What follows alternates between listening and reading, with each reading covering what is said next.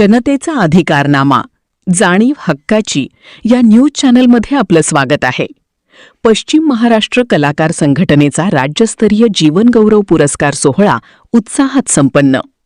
इचलकरंजी येथे पश्चिम महाराष्ट्र कलाकार संघटनेच्या वतीने आयोजित करण्यात आलेला राज्यस्तरीय जीवनगौरव पुरस्कार सोहळा अत्यंत दिमाखदार आणि उत्साहपूर्ण वातावरणात संपन्न झाला. कला, सामाजिक, पत्रकारिता, अभिनय आणि समाजसेवा क्षेत्रातील मान्यवरांच्या उपस्थितीमुळे कार्यक्रमाला विशेष रंगत आली.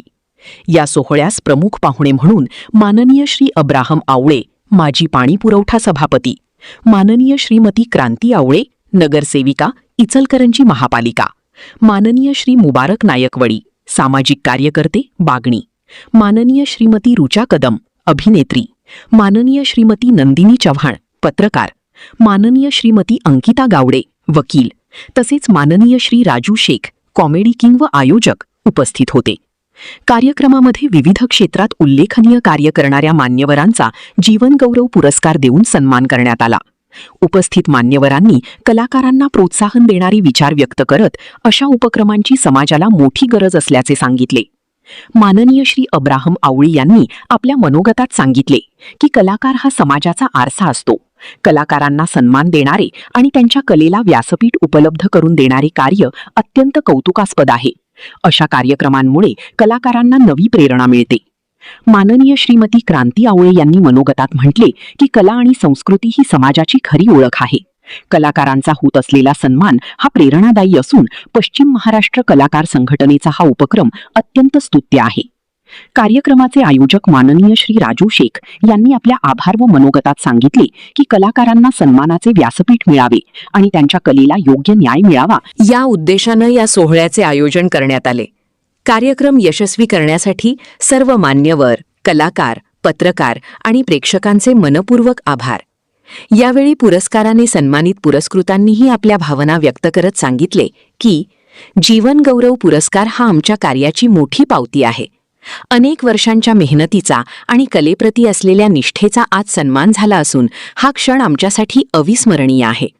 सोहळ्याचे विशेष आकर्षण ठरल्या सौ उमा मोहिते, तासगाव यांनी आपल्या अनोख्या शैलीत पुरुषाच्या आवाजातील गाणी सादर करून उपस्थितांची मने जिंकली. त्यांच्या दमदार गायनाला प्रेक्षकांनी टाळ्यांच्या कडकडाटात उत्स्फूर्त दाद दिली. कार्यक्रमाच्या शेवटी अशोक रास्ते यांनी आभार प्रदर्शन करत उपस्थित मान्यवर, कलाकार, पत्रकार बांधव आणि प्रेक्षकांचे आभार मानले. संपूर्ण कार्यक्रम कला, संस्कृती आणि उत्साहपूर्ण वातावरणात पार पडला. न्यूज चॅनल नेटवर्कसह दर्दी गोळा केलेत म्हटलं तरी काय वावगं ठरत नाही. आणि इथं असणाऱ्या प्रत्येकाला न्याय द्यायचं काम राजूनं केलेलं आहे. कारण प्रत्येकाच्या कलेचा मान सन्मान त्यानं दिलेला आहे. सामाजिक कार्यकर्ते आमच्या भाभी असतील किंवा जे कलाकार नृत्यापासून अगदी लेखक रास्ते सरांच्यापर्यंत सगळ्यांना त्यांनी पुरस्कार देऊन सन्मानित केलेला आहे.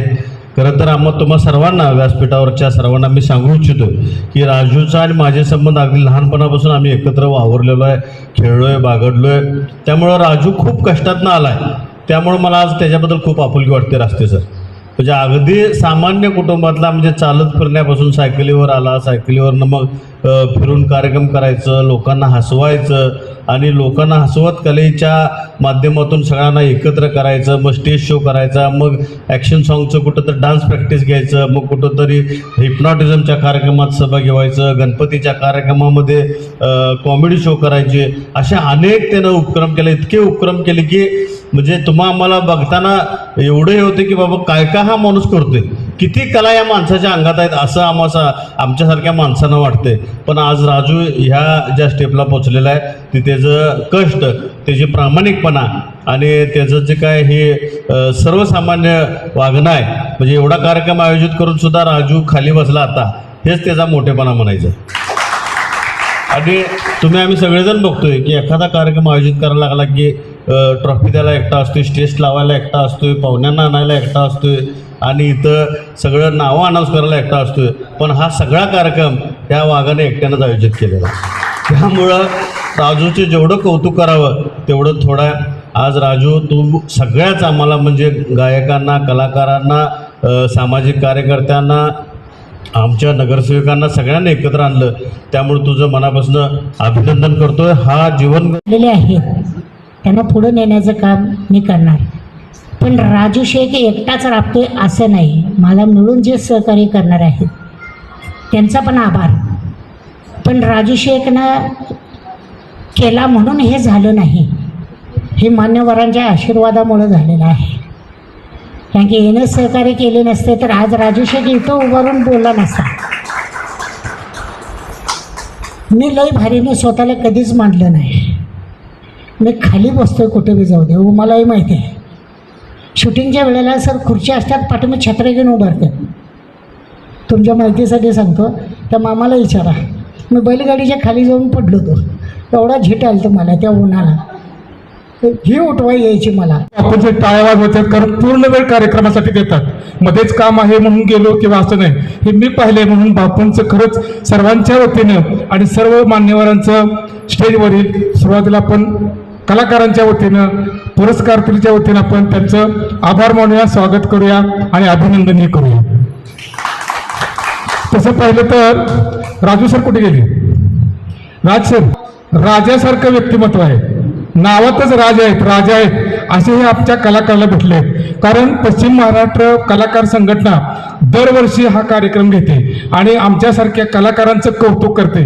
आता कलाकारांचं कौतुक करणार कलाकार व्यासपीठावर असतो तोपर्यंत टाळे असतात, पण जो तो स्टेज सोडून जातो त्यावेळी त्याला कोणी विचारत नाही. पण त्यावेळी विचारतात हे असे मोठे राजू सरांसारखे कलाप्रेमी, म्हणून त्यांच्यासाठी आपण सर्वांनी टाळ्या वाजवूया. कारण आपल्याला सन्मान दिलेला आहे, आपल्याला पुरस्कार दिला आहे आणि आपल्या कलेचं कौतुक केलेलं आहे. त्यांनी सांगितलं की मी तळागाळात प्रत्यक्ष जाऊन काय यांना तुम्ही सांगितलं की मी 21 दिवस संपूर्ण चित्रपटाचे जे आलेले लोक होते त्यांचं जेवण करत होतो. किती कलाप्रेमी आहेत बघा.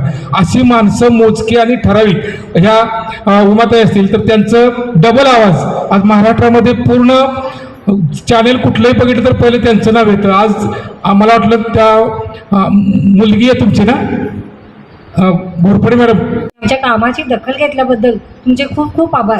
Thank you so much. जनतेचा अधिकारनामा, जाणीव हक्काची या न्यूज चॅनलमध्ये जनतेच्या हक्काचा आवाज, सत्ता व्यवस्थेचे प्रश्न थेट तुमच्यापर्यंत. जाहिराती आणि बातमीसाठी आजच 70 57 87 98 02 शी संपर्क साधावा.